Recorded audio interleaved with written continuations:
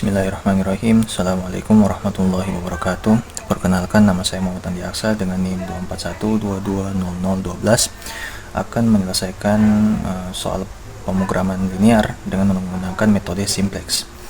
Di sini kita punya minimum Z dengan Z sama dengan 2x tambah 2x1 kurang 3x2 dengan fungsi kendala x1 tambah x2 kurang dari sama dengan 4, x1 kurang x2 kurang dari sama dengan 6 dengan batasnya x1, x2 lebih dari sama dengan 0. Ya, jadi kita mengubah yang tadinya minimisasi Z menjadi maksimisasi min Z. Nah, kan tadi kita punya min Z itu sama dengan 2x1 kurang 3x2.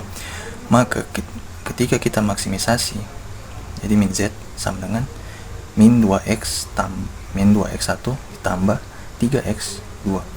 Kayak kebalikannya, dan untuk fungsi kendalanya itu tidak berubah sama dari yang minimisasi, itu sama juga dengan maksimisasinya.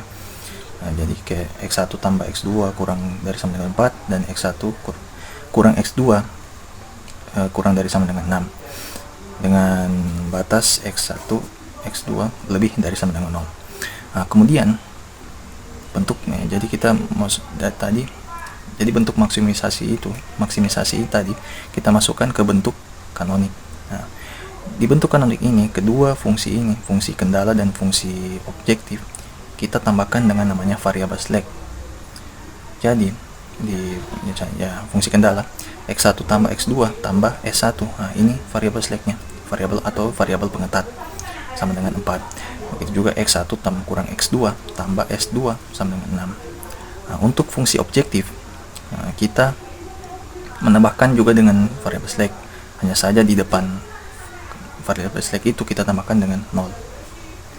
Jadi bentuknya itu kayak min Z tambah 2x1 dikurang 3x2 kurang 0s1 kurang 0s2 sama dengan 0. Ketika sudah menjadi bentuk kanonik seperti ini, kita masukkan ke bentuk berikutnya, yaitu bentuk metode tableau. Kemudian kita masukkan satu persatu masuk metode tableau. Tadi hasil dari bentuk kanonik, kita masukkan unsur-unsurnya itu ke metode ini, tableau.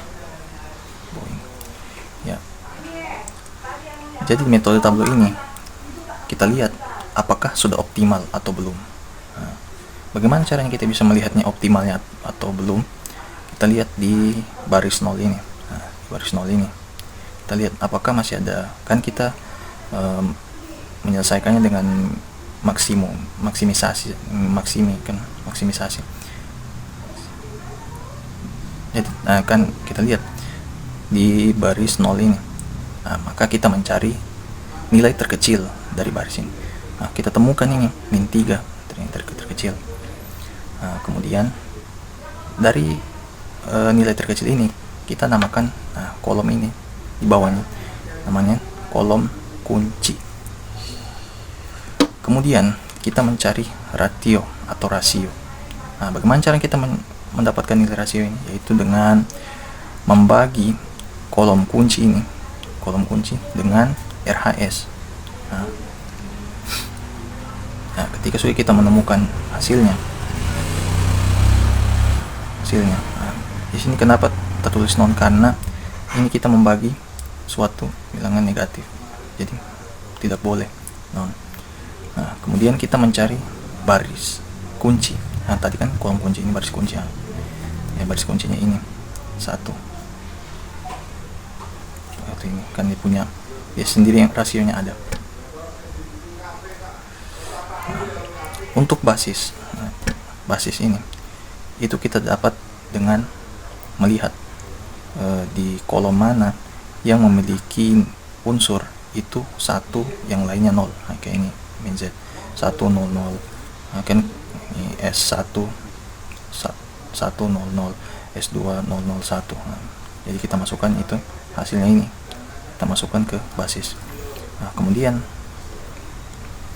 kita masuk ke operasi dasar.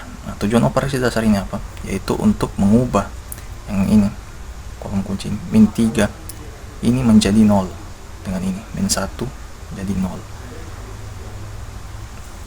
Ini karena kebetulan dia sudah tidak bisa diubah karena dia sudah 1, jadi tidak bisa diapa-apakan. Nah, caranya kita mengubah menjadi 0 yaitu dengan ini, operasi dasar. Itu, nah, pertama kita lihat baris nolnya, min 3. Nah, bagaimana cara kita bisa menjadikan 0? Yaitu B0 aksen sama dengan B0 tambah 3 dikali B1 aksen. Nah, untuk B1 aksen ini itu tidak diapa-apakan saja karena kan dia sudah juga sudah menjadi 1, jadi B1.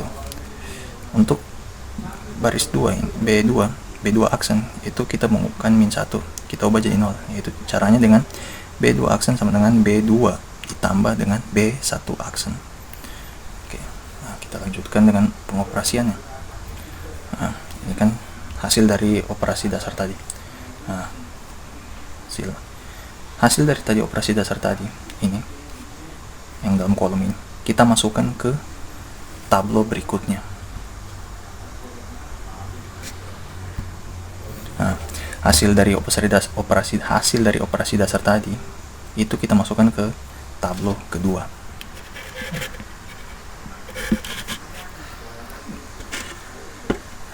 Nah, hasil dari operasi dasar tadi kita masukkan ke tablo kedua. Nah, di tablo kedua ini kita lihat apakah tablo kedua ini sudah optimal atau belum. Nah, seperti yang saya bilang tadi, dimana kita lihat di baris nolnya apakah masih ada unsur negatif atau tidak. Apabila masih ada, maka kita lanjut sampai tablo ketiga, 4 dan seterusnya sampai di baris nol ini. Di baris nol ini tidak memiliki unsur negatif sama sekali. Nah, karena di sini sudah tidak ada unsur negatif, maka tablo ini sudah optimal. Jadi kita bisa melihat nilainya X2 sama dengan 4, X2 sama dengan 4, S2 sama dengan 10, dan min Z sama dengan 12. Nah, jika ditanya, kan di sini min Z-nya sama dengan 12, maka nilai Z-nya berapa? Nah, nilai Z-nya itu sama dengan min 12. Oke, sekian penyelesaian metode pemrograman linear dengan menggunakan metode simplex dari saya. Saya akhiri. Assalamualaikum warahmatullahi wabarakatuh.